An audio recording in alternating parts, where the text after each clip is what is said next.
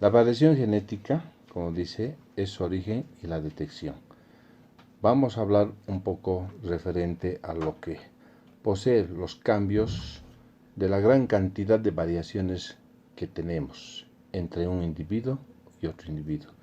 Como es de conocimiento, si bien el hombre ya conoce el genoma humano, que quede bien claro de que aún así, dentro del contexto en lo referente a lo fisiológico, a lo normal, vamos a ver que hay variaciones concernientes dentro de un rango de la normalidad. Eso hace las características de un individuo en sus rasgos, como la altura, el color de piel, etc. Y obviamente tomar en cuenta que cuando estas variaciones van más allá de lo permisible en lo fisiológico, ya estamos entrando al campo de lo patológico. Y aquí tenemos ejemplos como la fibrosis quística o la neurofibromatosis, que son patologías ya concernientes a variaciones génicas en la cadena de DNA en cada uno de nosotros. Es por eso que vamos a hablar de que las variaciones genéticas, conocido como mutaciones en la secuencia del DNA, obviamente va a afectar. En este tema, si bien podemos hablar de cambios génicos relacionados con los referentes a las células sexuales como los gametos, también podemos hablar de las células somáticas, es decir, de las células diploides comunes que tenemos en nuestro organismo. Pero cuando hablemos de células de la línea germinal, por favor, que quede bien claro que estamos hablando de las células o los gametos, es decir, del óvulo y del espermatozoide. Y a partir de estas mutaciones génicas en estas células que acabo de mencionar, van a determinar el hecho de que los hijos estén condenados a heredar cualquier mutación génica, porque ellos van a ser los que van a heredar todo lo referente cuando se produzca la concepción, la fecundación, la singamia, como queramos entenderlo. En ese sentido, yéndonos al siguiente contexto, vamos a ver que la ubicación de un gen en un cromosoma se conoce con el nombre de locus según el latín. ¿Qué quiere decir? Que cada gen tiene su lugar específico en cada cromosoma. Cada uno de estos genes no puede estar en otro cromosoma. Me explico. Por ejemplo, si un gen estuviera en el cromosoma 6, que es lo normal, no tiene por qué estar ese gen en otro cromosoma como el 18, por ejemplo. Ese tipo de traslocaciones no puede existir porque eso se va a traducir en una patología. Es decir, que cuando se forme un ser, imagínense un tejido que esté fuera de su componente normal en un órgano que esté implantado en otro lugar. Entonces, todas estas cosas lo tenemos que tener bien claro. Entonces, como dice su nombre, locus es el lugar fijo normal que tiene cada gen en cada uno de los cromosomas de los cuales está compuesto el hombre. Bueno, seguimos con lo referente a las variaciones génicas.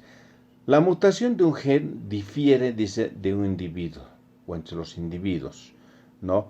Quiero que quede bien claro que nosotros cuando heredamos un gen del papá tenemos el mismo tipo de gen que lo heredamos de la mamá. Por eso decimos que somos diploides. Es decir, un gen siempre va a tener su alelo. A eso se refiere, su alelo. Entonces, aquí vamos a empezar a hablar de genes homocigotos, cuando estos genes, tanto del papá y la mamá, son idénticos. Pero también cuando estos genes son diferentes, vamos a hablar de heterocigotos o heterocigosis. Y en ese contexto vamos a empezar nosotros a hablar de genes dominantes y genes recesivos, ¿no? Entonces, ahí dentro de lo referente vamos a ver entonces en la secuencia como corresponde. Seguimos. Entonces, las variaciones génicas han llevado a una serie de mutaciones que cuando sobrepasa el contexto de lo que es el rango de la normalidad, hablamos de enfermedades. Entonces, en ese sentido, nos están mostrando de que si bien el término de mutación va a producir una serie de cambios en la secuencia de la cadena de DNA, que quede bien claro que sí, siempre por naturaleza hay tendencia a las variaciones génicas, pero se dice que estas no pueden ni deben superar el 1% del total de los 3.000 millones de pares de bases nitrogenadas que tiene cada genoma humano. Cuando sobrepasan más del 1%, estamos hablando de un polimorfismo, que eso ya es patológico. Hoy en día se maneja ya el concepto de polimorfismo, cualquier mutación que se dé en la cadena de DNA. Pero vamos a manejar cualquier cambio superior al 1%, estamos en lo que nosotros denominamos el polimorfismo. Entonces, esto va a traer consigo una serie de enfermedades, como aquí nos ponen algunos ejemplos que se traducen, por ejemplo, en la diabetes o algún tipo de cardiopatía. Muy bien, entonces ya tenemos el concepto claro de lo que es el polimorfismo. Ahora vamos a recordar al padre de la genética, que es el señor Johann Gregor Mendel, quien nos habla mucho de lo que es el contexto de los alelos. Entonces, aquí podemos ver los alelos recesivos, que en términos etimológicos decimos aquel gen recesivo que se oculta detrás de otro locus, que puede ser en este caso dominante. Entonces, a partir de eso volvemos a recordar lo que habíamos mencionado cuando nosotros hablamos de homocigosis o heterocigosis. Y aquí tenemos un ejemplo bien claro, dos ejemplos en realidad, que cuando vemos en el recuadro del lado izquierdo, vemos a los padres, ¿sí?, a los progenitores. Ambos están en estado de heterocigosis, donde nos muestra un gen dominante, ¿sí?, y un gen recesivo. Suponiendo, si estuviéramos frente a dos personas que tienen el color de los ojos oscuros, y vamos a decir ojos oscuros, que es un gen dominante, entonces podemos decir que papá y mamá fenotípicamente, o sea, en lo que podemos ver y observar, serían de ojos oscuros, pero genotípicamente son portadores de los ojos azules. Y en ese contexto, dos padres de ojos oscuros, aquí podemos ver en la tabla de Punnett, donde vemos que fenotípicamente, el 25% hay la probabilidad de que llegaran a tener un hijo de ojos azules. Y el 75% evidentemente van a seguir teniendo los ojos oscuros. Ese es en el contexto fenotípicamente, porque cuando nosotros hablamos genotípicamente, fíjense, de los 4 hijos en la tabla de Punnett que estamos observando, prácticamente 3 o el 75% van a ser portadores del gen de los ojos azules. Y un 25% va a estar en homocigosis para los ojos oscuros. Entonces, aquí vamos a empezar a manejar los conceptos de lo que decimos fenotipo y lo que acabamos de hablar de genotipo, ¿ya? Entonces, en el recuadro de la tabla de Punnett del lado derecho, podemos ver perfectamente algo muy interesante que también lo planteó en una de sus leyes el señor Mendel, ¿sí?, donde podemos ver, por ejemplo, aquí, vamos a suponer la mamá, pues que sea de ojos azules. En consecuencia, podemos decir que estamos frente a una homocigosis para los ojos oscuros, claros. En el lado izquierdo podemos ver al papá que está en homocigosis para los ojos oscuros. Por lo tanto, el papá en este caso es de ojos oscuros, pero en homocigosis.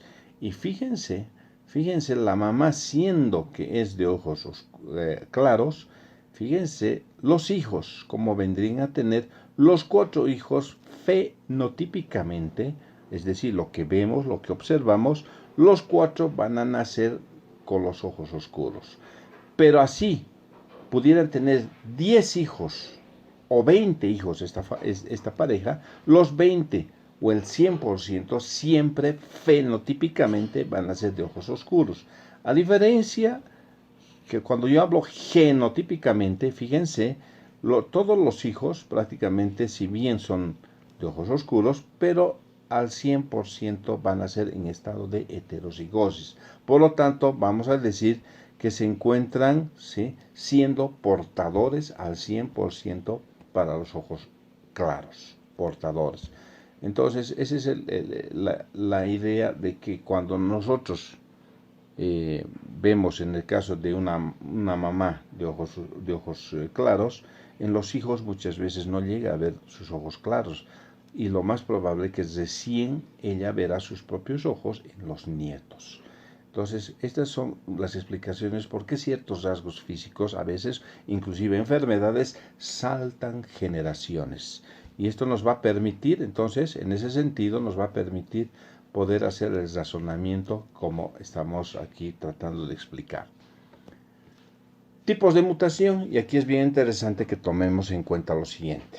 Aquí las alteraciones pueden darse en el número de cromosomas, por ejemplo, o pueden estar alterados en la estructura misma del cromosoma, ¿no?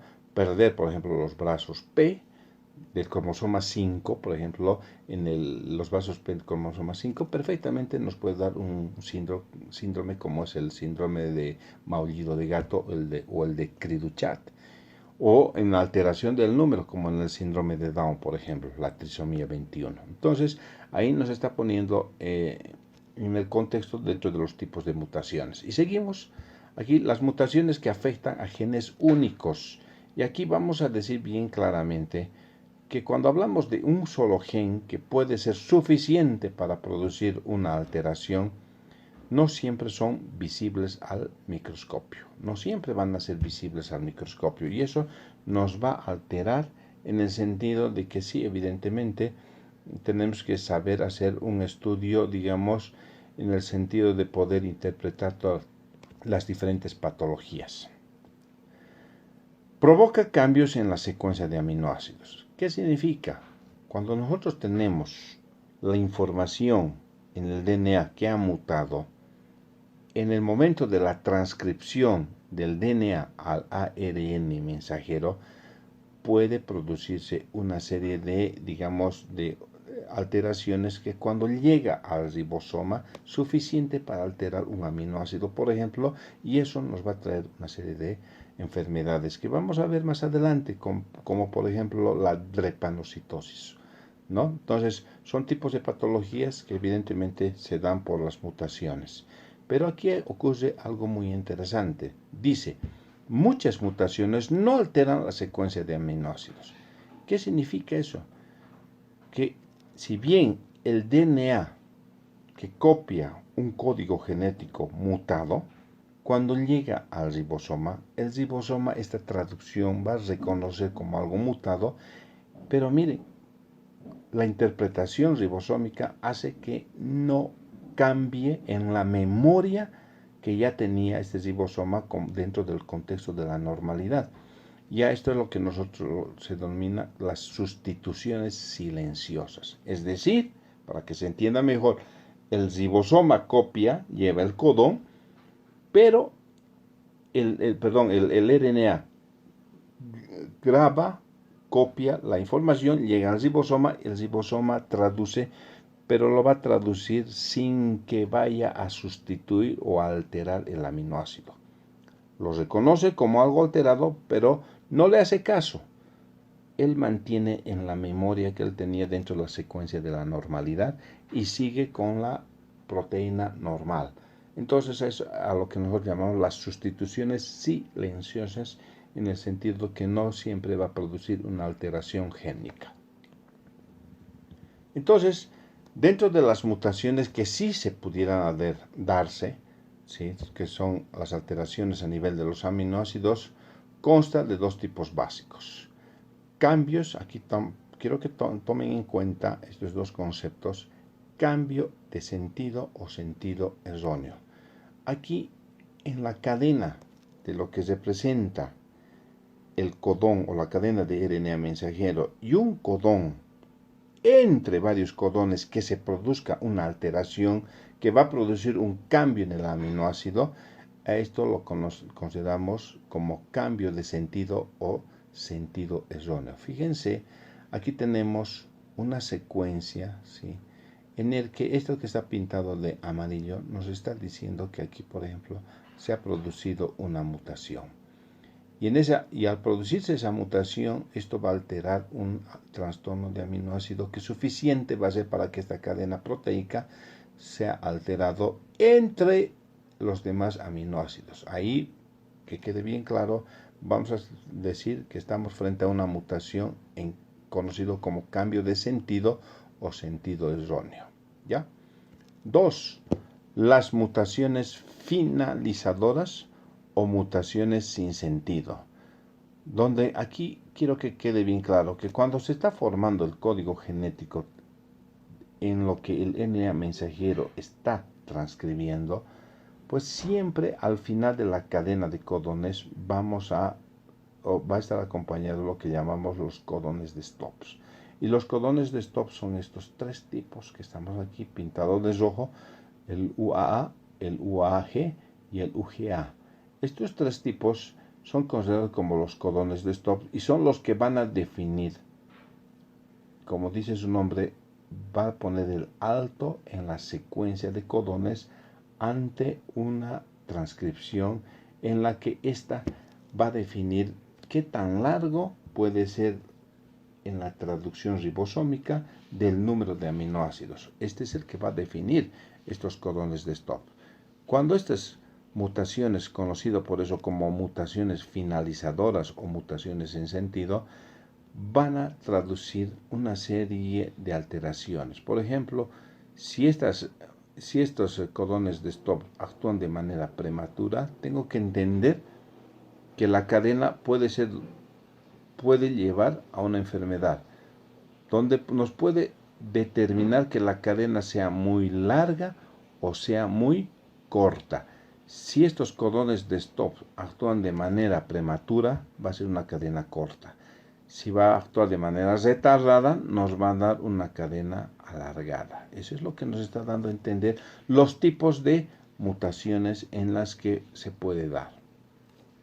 Bueno, seguimos frente a los tipos de mutaciones. Fíjense, dentro de lo que representa la información génica, imagínense, puede darse una duplicación. Aquí tenemos una secuencia de información génica donde este puede ser un gen y por alguna situación, en el momento en que se debería, en la disyunción, se vale el término, fíjense, aquí por alguna situación anómala se produce una duplicación de un gen y esto obviamente va a producir una alteración en la que en la cadena de la síntesis proteica puede dar, digamos, una información adicional o por el contrario la ausencia de una proteína. Y a esto es lo que nos llamamos deleción o inserción, más allá de la normalidad. Entonces, en ese sentido, estamos viendo los diferentes tipos de alteraciones. Aquí nos dice que los codones consisten en grupos de 3 pares de bases que alteran todos los codones posteriores. No nos olvidemos que cuando hablamos nosotros de codones, que quede bien claro que los codones, cada codón está formado por 3 bases nitrogenadas. Entonces, este codón, cuando llega al ribosoma, es traducido por un tipo de aminoácidos que se traducen en enfermedades genéticas, dice. Entonces, aquí nos está dando a entender que cualquier situación que produzca una alteración, así sea en un codón, suficiente para producirnos diferentes tipos de enfermedades. Seguimos. Otros tipos de mutaciones que se pueden dar. Y fíjense, las mutaciones definitivamente va a ser que puede darse a nivel del RNA mensajero una mala transcripción, que sí se puede dar, o una mala interpretación o traducción que se puede dar a nivel del ribosoma. Cualquiera de estas puede producir una alteración en la producción de la proteína. puede ser por sentido erróneo, ¿sí? Por deficiencia o por una sobreproducción proteica que puede también puede traer diferentes trastornos. Entonces, las mutaciones pueden interferir en el proceso. Fíjense, aquí nos pone un ejemplo con lo que habíamos hablado en algún momento de corte y empalme. Si ustedes se acuerdan, cuando habíamos dicho que se produce la transcripción es del RNA, del DNA al RNA mensajero. Ahí se forma el RNA mensajero primario. Y a partir de esto es lo que habíamos dicho, el corte y empalme, donde cómo es la secuencia de acuerdo al tipo de exones. Estos exones se van a ir empalmando, ¿sí? Y si por alguna situación hay un defecto de empalme, fíjense el número aquí 44, 45, si bien aquí está ausente, ¿sí? Fíjense el 43, el 44, y aquí se va a producir una alteración, ¿no? Por un empalme fallido en el que nos va a producir definitivamente una mala información. No se olviden, en el corte y empalme, cada uno de estos codones, ¿sí?, que habíamos mencionado, estos van a definir en la estructuración de un tipo de información génica que los que se quedan dentro, las bases nitrogenadas en corte que se quedan son conocidos como los intrones, y los que salen formando la estructura ensamblada en codones se conoce como los exones. Entonces, esto va a producir una serie de alteraciones que puede ser por deficiencia o puede ser por una inserción anómala dentro de la conformación de los codones. Bueno, seguimos analizando un poco para entender muchos de los tipos de mutaciones, porque cuando veamos en los capítulos posteriores, vamos a empezar a entender, ¿sí?, con respecto cuando el libro nos habla de alguna patología que se da por unas de estos tipos de mutaciones que ya estamos mencionando y tengamos bien claro. Por último, dice las mutaciones en la secuencia de DNA repetidas en tándem. ¿Se acuerdan del DNA en tándem? Entonces, son aquellas, sí, en las que se refieren a una secuencia de la que cuando se replica el DNA una tras otra, ¿sí? Eso significa en tándem. Si quieren, poniendo un ejemplo, hay caminatas, las marchas en tándem. ¿Qué significa caminar sin que haya el espacio de un pie a otro pie? Es decir, talón, punta, talón. Eso se conoce como las repeticiones en tándem, sin darles opción, digamos, a pequeños espacios, ¿no? Entonces, fíjense, dice, suele tener 3 pares de base de longitud en una ubicación cromosómica específico en el desarrollo fetal, que tendrá miles de repeticiones en tándem. ¿Qué quiere decir? Cuando habíamos nosotros mencionado la fase de la organogénesis, cuando un niño está en proceso de crecimiento, etc., habíamos mencionado que la fase de la organogénesis para muchos libros es hasta la fase embrionaria, que son hasta las 8 semanas, otras la consideran como hasta las 12 semanas. Pero que quede bien claro que desde el primer día de la concepción hasta las 12 semanas se dice que es la formación de los órganos. Y cualquiera de estas alteraciones que se vayan a dar en un codón, en el proceso de replicación o de división celular, se va a producir lo que llamamos estas repeticiones en expansión. Y por ende, a partir de una célula en la que se está diferenciando, que esa célula mutada, que es una célula que con los días esa célula se va a convertir, por así decir, en el corazón, y si ésta va a producir una alteración en el desarrollo fetal, tengan por seguro que cuanto más precoz sea el trastorno o la alteración, pues la cardiopatía en este caso va a producir una serie de defectos mucho más severos. En otras palabras, cualquier mutación que se vaya a dar dentro de lo que es el primer trimestre, las consecuencias de este bebé con algún tipo de patología cromosómica van a ser mucho más severas. Que no es lo mismo, por ejemplo, una mujer que se contagie de sífilis en el primer trimestre, las consecuencias de este bebé van a ser catastróficas, con una serie de cardiopatías aberrantes, que no es lo mismo que una mujer que se contagie de sífilis en el último trimestre, donde los órganos prácticamente ya están formados. Entonces, si bien este niño puede nacer con la enfermedad, pero probablemente no va a tener ya trastornos orgánicos, por lo menos no tan severos como se ven en el primer trimestre. Entonces, estas cosas nos hacen entender en qué momento o en qué periodo es el hecho de que las enfermedades pueden ser mucho más relevantes en las mutaciones, ¿no? En algún momento siempre decíamos en qué momento podrían ser las enfermedades de transmisión vertical mucho más agresivas. Pues aquí está la explicación. Cuanto más precoz al embarazo, que es el periodo de la organogénesis, entonces por expansión génica los trastornos van a ser mucho más severos. Entonces esas son las explicaciones que nos da para que podamos entender.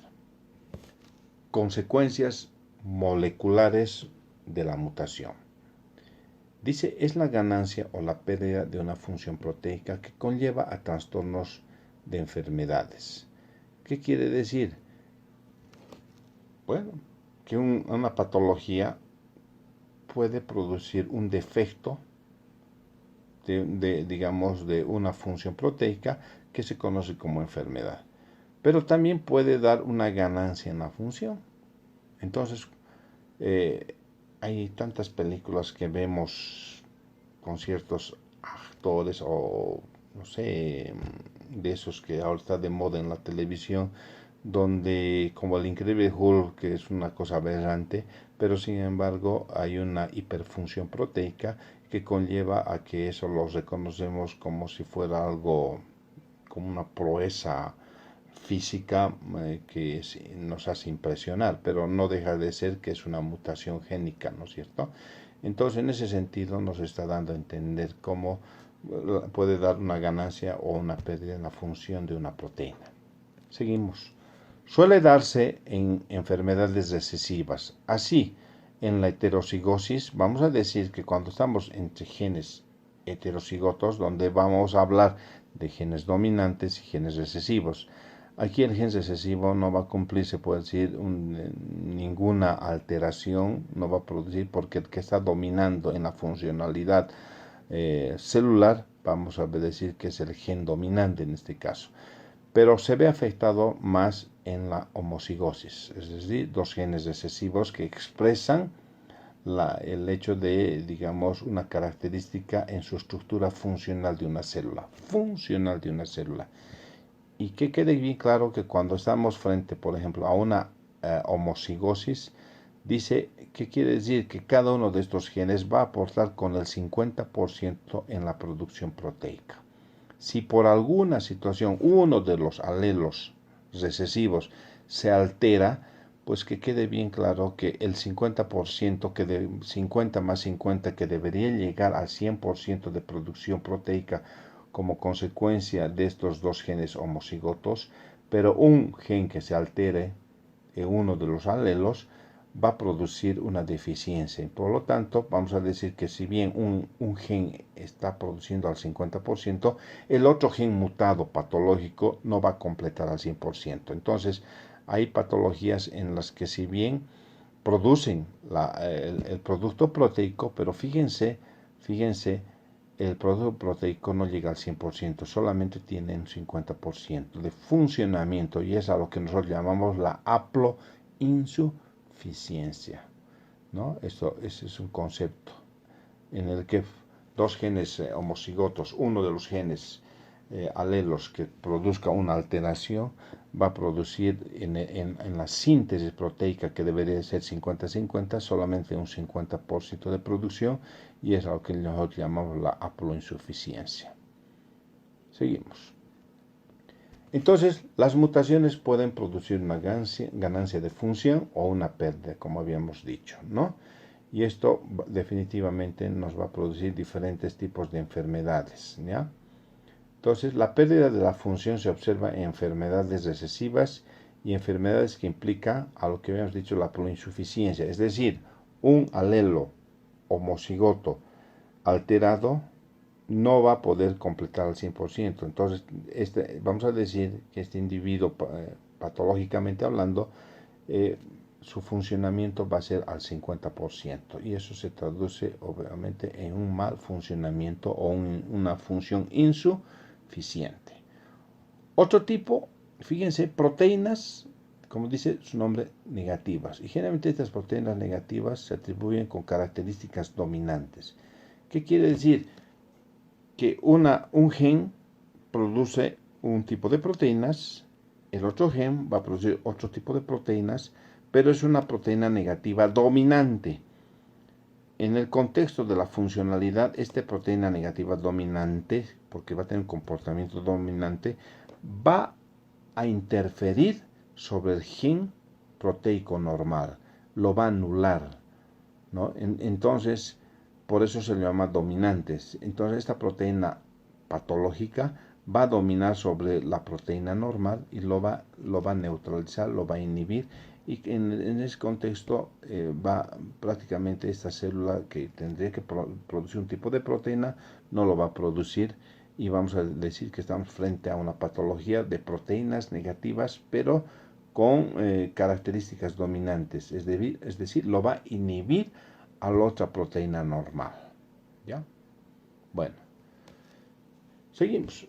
Entonces, una vez que ya tenemos el contexto en el concepto de lo que es todo lo referente a las patologías, fíjense, vamos a entrar una patología que es muy común, muy frecuente, referente a lo que es la hemoglobina humana.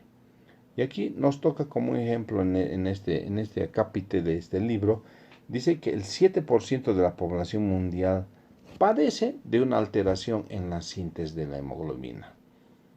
La hemoglobina es un tetrapéptido, ¿sí?, que está unido a un átomo de hierro, ¿sí?, que conjuntamente su función en los glóbulos rojos, esta proteína que se llama hemoglobina, su función es captar oxígeno y llevar el oxígeno a las diferentes partes del cuerpo, alimentando y oxigenando, si vale el término.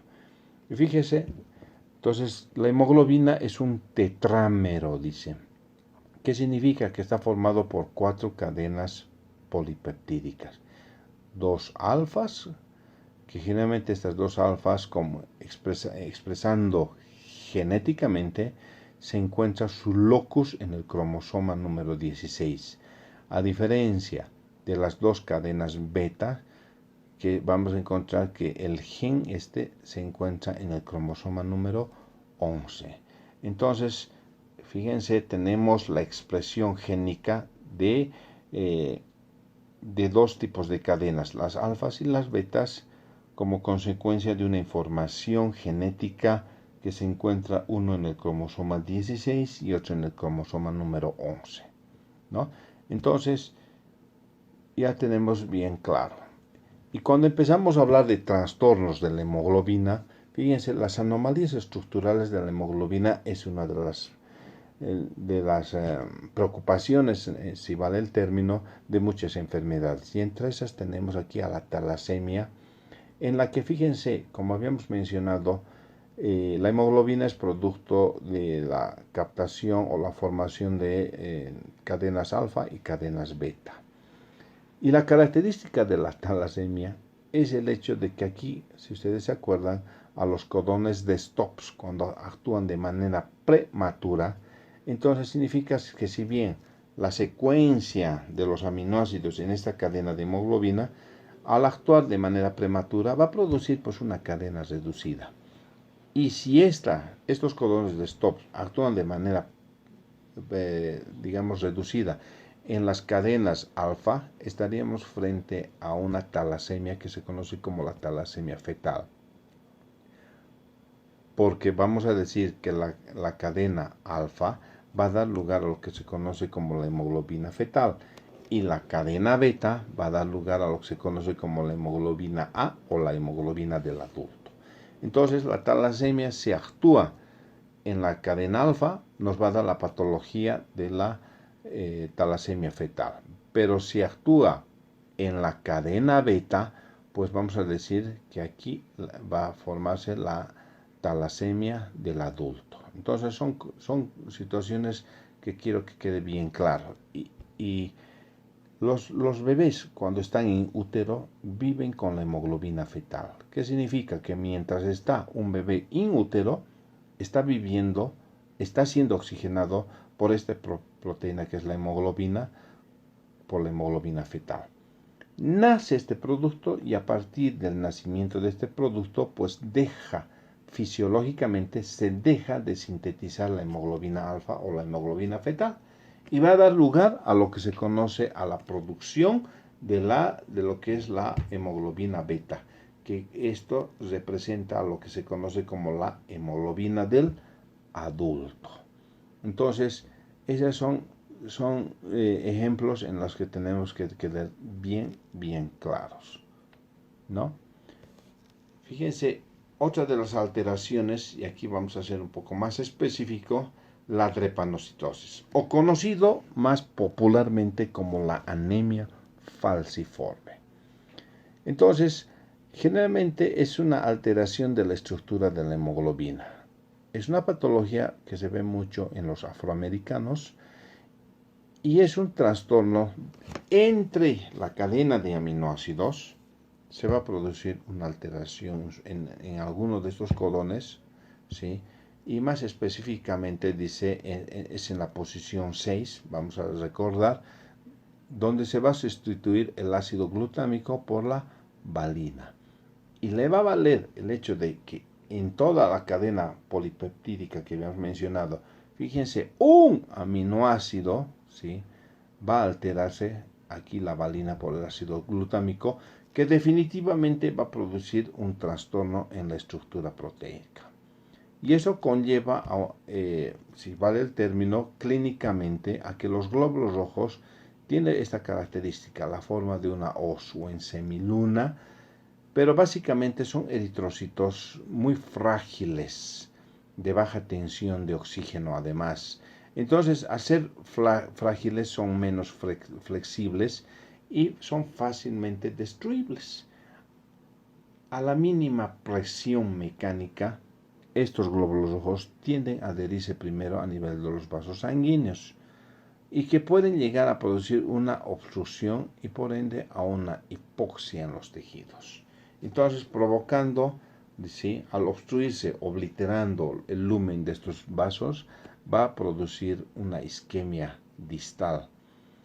Y vamos a mencionar que muchos tejidos nobles pueden estar afectados, cerebro, puede ser el hígado, riñón, vaso y un sinfín de otros tipos de tejidos que van a producir una isquemia de tejido y por ende la muerte. Fíjense, entonces la destrucción, además de ser frágiles, se destruyen fácilmente estos glóbulos rojos y por ende va a producir una anemia. Y entonces habíamos dicho que estas se pegan, adhieren y obliteran los pequeños vasos y va a conllevar, en este caso, al vaso a una hipertrofia con muerte de este tejido y en muchos casos un aumento de tamaño que se conoce como esplenomegalia. Ustedes saben que el vaso es un órgano linfoide secundario que a partir de estos salen muchos tipos de células blancas que vienen a ser como la defensa inmunitaria en muchos tejidos, evitando pues las infecciones que pudiéramos tener, porque normalmente por naturaleza nuestro cuerpo está siendo invadido por bacterias, pero gracias a Dios nuestro sistema inmunológico, que reacciona inmediatamente, pues destruye estas invasiones. Pero al no tener un vaso, porque obviamente la conducta en estos casos hay que esplenectomizar, es decir, sacar por completo, porque es un órgano isquémico, está muerto y por ende eso es contraproducente a la salud del individuo. y al quitar el vaso estamos quitando una pérdida de una función inmunitaria. Entonces esa persona ya por ende se vuelve susceptible fácilmente a cualquier tipo de infecciones que normalmente no las tenía. Entonces la drepanocitosis también se conoce como la anemia falciforme. Bueno, seguimos. La talasemia, que ya lo habíamos mencionado, que es una alteración de la estructura, ¿sí?, de la hemoglobina, que puede actuar a nivel de la cadena alfa o a nivel de la cadena beta, y que quede bien claro, son cadenas cortas que actúan como consecuencia de que los codones de stop actúan de manera prematura, es decir, lo terminan de manera prematura. Y cuando decimos que si actúa en la cadena alfa, que quede bien claro que estaríamos frente a una talasemia fetal. Pero si actúa a nivel de la cadena beta, pues vamos a decir que estamos frente a la talasemia A o a la talasemia del adulto. Es decir, que esta patología va a ir mostrándose después del nacimiento del bebé. Porque como recordamos, como les había dicho, la hemoglobina fetal es la que vive cuando el bebé está in útero. Nace el bebé y deja de producirse fisiológicamente la hemoglobina fetal y empieza el inicio de la síntesis de la hemoglobina del adulto. Y conforme van pasando las semanas y conforme va disminuyendo la destrucción en su naturaleza, los glóbulos rojos con hemoglobina fetal, pues esta hemoglobina A del adulto que progresivamente está empezando en su síntesis ya va a mostrar la patología de lo que es la talasemia. Y bueno, ¿qué significa? La capacidad de unión es reducida al oxígeno. O sea, su unión, la hemoglobina esta de la talasemia, no es muy buena. Entonces, por lo tanto, va a llevar a una hipoxia hacia los órganos nobles. Entonces, la destrucción prematura de eritrocitos y la anemia, porque son frágiles de la misma manera. Entonces, cuando nosotros hablamos de la talasemia alfa, estamos hablando de la hemoglobina fetal, esta es producto, ¿sí?, que se encuentran, sus genes se encuentran a nivel, vamos a decir, a nivel de los cromosomas número 16. Pero la hemoglobina beta sus genes se encuentran a nivel del cromosoma 11, ¿no? Entonces, recordando un poco, fíjense, cuando hablamos de genes alfa, es producto, o la hemoglobina fetal es producto, se dice, de 4 genes. O sea, 4 genes va a dar lugar a las 2 cadenas de hemoglobina fetal.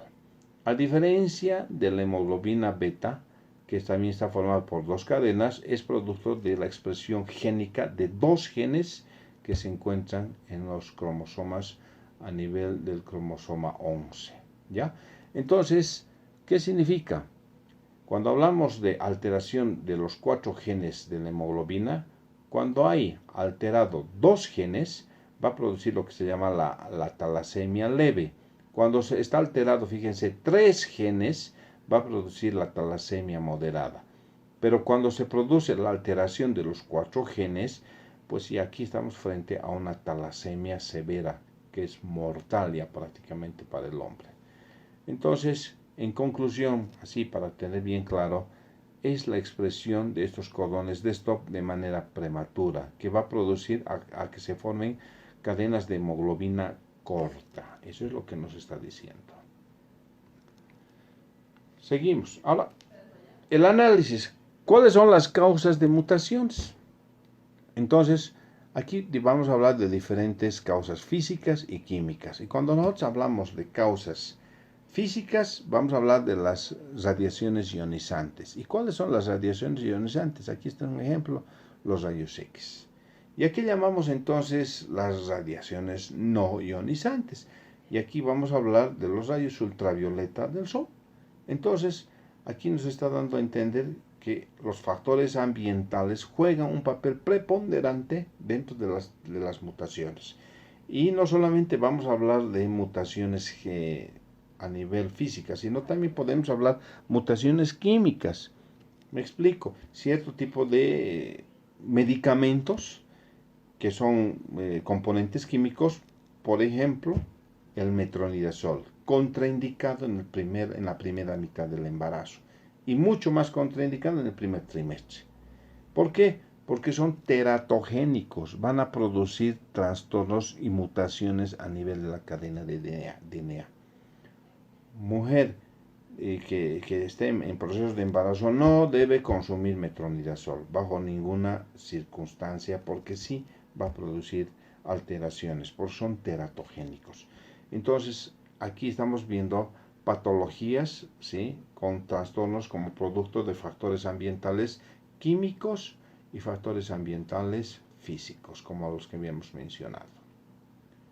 Bien, entonces, en ese sentido, si hacemos un recuerdo de lo que habíamos visto anteriormente con respecto, si ustedes se acuerdan, en la interfase, fase G1, fase G2, donde se activa, ¿sí?, lo que es la fase de G0, ¿sí?, como producto de la unión de la ciclina y la quinasa, que es el conocido como el complejo CDK-ciclinas, que activa la fase G0 en estas dos, vuelvo a recalcar, en la fase G1 y en la fase G2, donde se va a producir una paralización.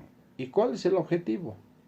Corregir los diferentes errores antes que entremos a la fase S, donde se va a producir la replicación del DNA. Entonces, aquí tiene la particularidad, vamos a decir, en su naturaleza, de que gracias a estas fases, si bien podemos tener variaciones génicas que no deben superar el 1%, pero siempre las hay, tenemos un sistema de separación, ¿sí?, de nucleótidos, eliminando, dice, los nucleótidos dañados o cambiando por los nucleótidos normales. Entonces, a partir de esto, hemos hecho un análisis en el que nos va a permitir poder determinar, ¿no?, que sí, cualquier célula eucariota tiene la particularidad de poder producir la separación del DNA. Bueno, hasta aquí vamos a seguir la próxima clase con respecto a lo que es variaciones génicas. Muchas gracias.